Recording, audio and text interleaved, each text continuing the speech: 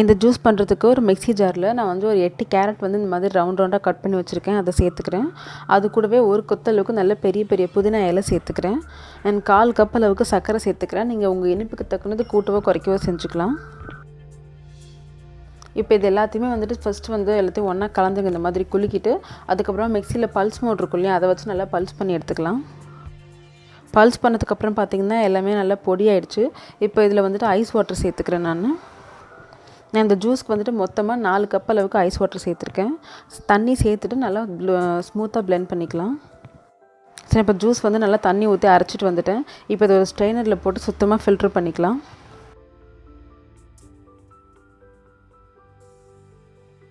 Filter பண்ண இந்த juice கூட வந்துட்டு நான் ஒரு பெரிய எலுமிச்சம்பழத்தை வந்து புழிஞ்சு ஜூஸ் எடுத்து வச்சுருக்கேன், அதை சேர்த்துக்கிறேன். அண்ட் அது கூடவே கடையில் வந்துட்டு ரோஸ் சர்பத்துன்னு விற்கும், ரோஸ் சிரப்பு, அதை வந்துட்டு ஒரு 2 பெரிய கரண்டி அளவுக்கு சேர்த்துக்கிறேன். கடைசியாக வந்து இது கூட ஊற வச்ச சப்ஜா விதை சேர்த்துக்கிறேன். இப்போ எல்லாத்தையும் நல்லா ஒன்றா கலந்துட்டு சர்வ் பண்ண வேண்டியது தான்.